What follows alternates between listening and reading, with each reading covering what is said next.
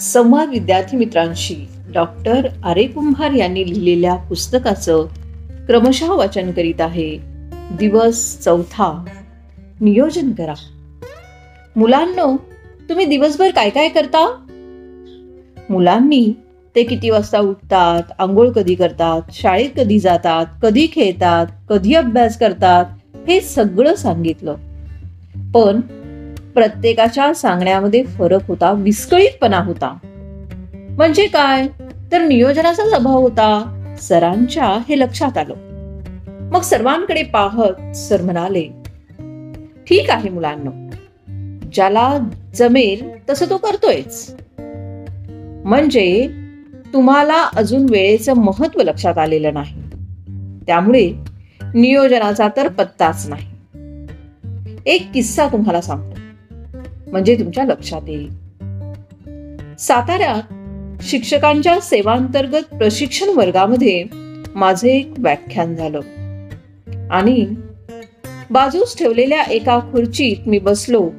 शेजारी एक प्राध्यापक बसले होते. त्यांनी हळूच मला विचारले, एक्सक्यूज मी सर, थोडं विचारू का? हो, विचारा की. मी, सर, हे व्याख्यान देण्यासाठी आपण कोणकोणती पुस्तकं वाचली? मी 2-3 पुस्तकांची नावं सांगितली. त्यांनी ती नावं त्यांच्या डायरीमध्ये लिहून घेतली आणि पुन्हा विचारलं, एवढीच की आणखी काही? आणखी 3-4 वाचली. कृपया त्याचीही नावं सांगाल का? मग मी सांगितली आणि तीही त्यांनी लिहून घेतली. मग मी थोडं उत्सुकतेने विचारले, सर, कशासाठी हो? सर, मी ते वाचणार आहे. अहो, गेला महिनाभर ही पुस्तकं वाचून माझ्या डोक्याचा भुगा झालाय. मी थोडं वैतागून म्हणालो.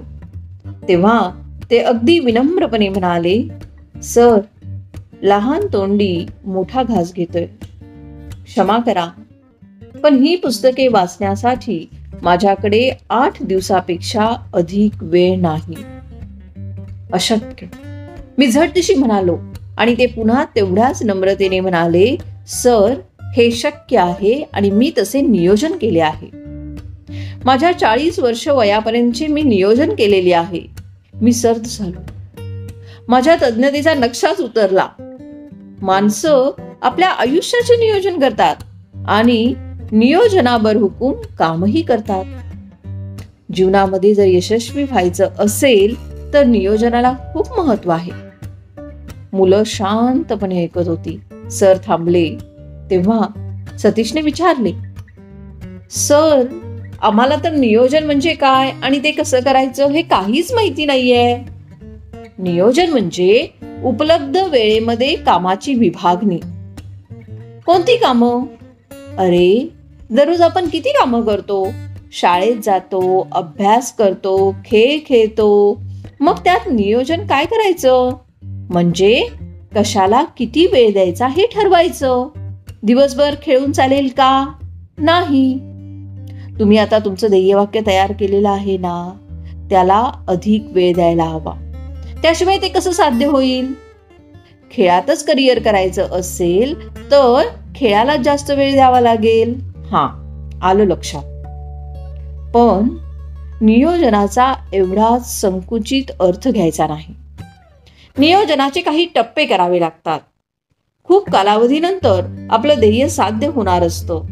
त्यासाठी करायच्या नियोजनाला दीर्घकालीन नियोजन म्हणतात आणि त्यासाठी दररोज काहीतरी करावं लागतं.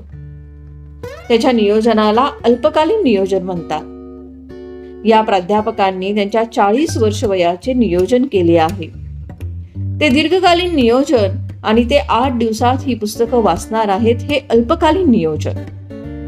अल्पकालीन नियोजन हे दीर्घकालीन नियोजनाचे टप्पे असतात.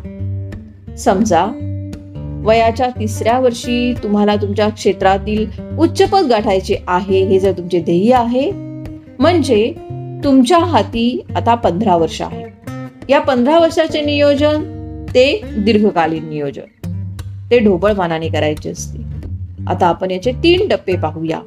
म्हणजे 5 वर्षाचा एक टप्पा, पहिल्या 5 वर्षामध्ये काय काय करता येईल, नंतरच्या 5 वर्षामध्ये काय काय करता येईल आणि अंतिम 5 वर्षामध्ये काय करता येईल, ते गुरुच्या साह्याने ठरवायचे. त्यानंतर पहिल्या 5 वर्षाचा टप्पा घेऊया. त्यात जे काही करायचं आहे ते प्रत्येक वर्षात विभागूया. म्हणजे प्रत्येक वर्षी काय करायचे ते ठरविता येईल. आता वर्षाचे 12 महिने म्हणजे प्रत्येक वर्षाचे काम 12 महिन्यात विभागायचे. प्रत्येक महिन्यात काय करायचे हे ठरवणे हे झाले मासिक नियोजन. आणि महिन्याचे 30 दिवस म्हणजे प्रत्येक दिवशी काय करायचे हे ठरवायचे ते झाले दैनंदिन नियोजन. आणि हेच अल्पकालीन नियोजन. अरे बाप रे, कसं शक्य आहे सर? भावनाने चिंताग्रस्त होऊन विचारले. तिच्या म्हणण्याला सगळ्यांनी दुजोरा दिला.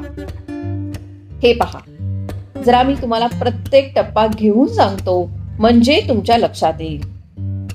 आयुष्याच्या नियोजनाकडून आपण दैनंदिन नियोजनाकडे जाऊया. आयुष्याचे नियोजन अर्थात दीर्घकालीन नियोजन म्हणजे आपले ध्येय, मला काय व्हायचंय आणि त्यासाठी काय करायचंय. यासाठी माझ्याकडे आहे सुमारे 15 वर्ष असे समजूया.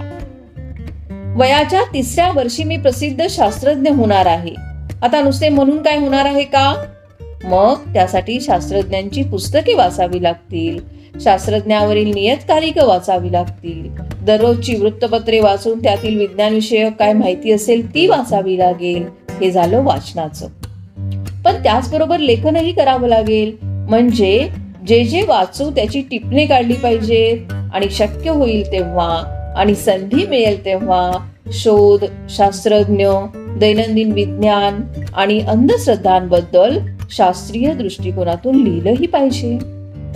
एवढ्यावरच आपलं काम थांबत नाही, तर कारखाने, प्रयोगशाळा, शास्त्रज्ञ यांना भेटी दिल्या पाहिजेत आणि स्वतः काही प्रयोगही केले पाहिजे. हे सगळं एकदम कसं होणार? म्हणून याची पंचवार्षिक योजना तयार करावी लागेल. पहिल्या पंचवार्षिक योजनेमध्ये एकदम तुम्हाला उच्च ज्ञानाला स्पर्श नाही करता येणार. मग वृत्तपत्रे वाचा, मासिके वाचा, टिपणे काढा, कात्रणे काढा, निसर्गात भटका, निसर्ग जाणून घ्या, त्यावर स्वभाषेत लिहा, छोटी छोटी खेळणे, यंत्रे पहा, त्यांचे कार्य कसे चालले आहे ते पहा, प्रयोगशाळेमध्ये स्वतः प्रयोग करा. दुसऱ्या पंचवार्षिक योजनेच्या वेळी तुम्ही महाविद्यालयात, विद्यापीठात असाल, त्यावेळी ज्ञानाच्या कक्षा आणखी रुंदावतील. अंतिम पंचवार्षिक योजनेमध्ये तर तुम्ही संशोधनाच्या क्षेत्रात उतराल, तेथे तुम्हाला शास्त्रज्ञ भेटतील. हा देशही तुम्हाला अपुरा पडेल. त्यानंतर ती पंचवार्षिक योजना तुम्हाला आखावी लागेल. डोकं गरगरायला लागलं सर. सरांनी थोडं थांबून विचारलं, कारण सगळीच मुलं. डोकं गरगरायला लागलं का? सरांनी थोडं थांबून विचारलं, कारण सगळीच मुलं एकदम गप्प झाली होती. नाही, सांगा सर. हा, तर आता पंचवार्षिक योजनेच्या पुढे जाऊया. आता या पंचवार्षिक योजनेतील प्रत्येक वर्षाचं नियोजन करायचं. म्हणजेच प्रत्येक वर्षी किती आणि काय वाचायचं, किती लेखन करायचं, कोणकोणत्या ठिकाणांना भेटी द्यायच्या आणि शारीरिक कष्टाची कोणकोणती कामं करायची. पुढे मासिक नियोजनामध्ये एका वर्षाचे काम 12 महिन्यात विभागून प्रत्येक महिन्यात यातील काय काय करायचे ते ठरवायचे. आणि सगळ्यात शेवटी दैनंदिन नियोजन म्हणजे महिन्यातील प्रत्येक दिवसाचे नियोजन. यात खूप बारकावे येतात. म्हणजे सकाळी उठल्यापासून ते झोपेपर्यंत 1 महिन्यात ठरवलेले काम पूर्ण करण्यासाठी वाचन लेखनाबरोबरच नित्याची कामे, शाळेचा वेळ, खेळायचा वेळ, शारीरिक कष्टाची कामे या सर्वांचा समावेश या नियोजनामध्ये करायचा. मग आम्ही टीव्ही कधी बघायचा सर? हरी. मामाच्या गावाला कधी जायचं? कुसुम. जत्रेत कधी फिरायचं? उमेश. सगळे मनमुराद हसले. मुलांच्या मनावरील ताण हलका झाला. होय, हे सगळं करायचं. या सगळ्यांचा समावेश नियोजनामध्ये करायचा. नियोजनात? सगळेच म्हटले. होय, नियोजनात. आणि नियोजन करताना 2 महत्वाच्या गोष्टी घ्या.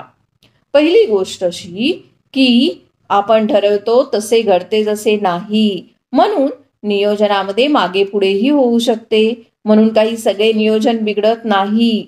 आणि दुसरी गोष्ट मौजमजेची, म्हणजे टीव्ही पाहणे, फिरणे, यात्रा, करमणूक, मनोरंजन हे सुद्धा मनाला तजेला देतात. आपणाला नवीन ऊर्जा मिळते. पण याचा उपयोग जेवणात आपण जसा मिठाचा उपयोग करतो ना तसा करायचा. वाचन कमी आणि करमणूक जास्त असे होऊ नये. असे जेव्हा तुम्ही नियोजन कराल तेव्हा तुमच्या लक्षात येईल की नियोजनाच्या 5ही टप्प्यात समान धागा आहे, तो म्हणजे तुम्ही ठरवलेल्या ध्येयाचा, आणि या 5ही टप्प्यात सहसंबंध आहे. दैनंदिन नियोजनातील छोटी कृती सुद्धा तुमच्या ध्येयसिद्धीचा कारणीभूत आहे आणि म्हणूनच आपले नियोजन हे ऊर्ध्वगामी आहे.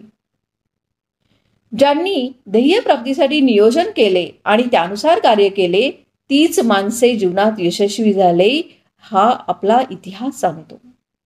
पण जर नियोजनच नसेल तर त्याचे आपल्याला परिणाम भोगावे लागतात. इंग्रजीमध्ये असं म्हणतात, with plan you get success, without plan you see consequences. म्हणजेच नियोजनाने यश मिळते आणि ते नसेल तर त्याचे परिणाम भोगावे लागतात. म्हणून plan the work and workout the plan या इंग्रजी उक्तीचं आपणा सतत स्मरण व्हायला हवं. करणार ना नियोजन? हो. एकमुखी सर्वांचा प्रतिसाद. मुले नियोजनाच्या टप्प्यावर येऊन पोहोचली होती. आता गरज आहे ते त्यांना वेळेचे महत्त्व पटवून देण्याची, असं सर स्वतःशीच म्हणाले.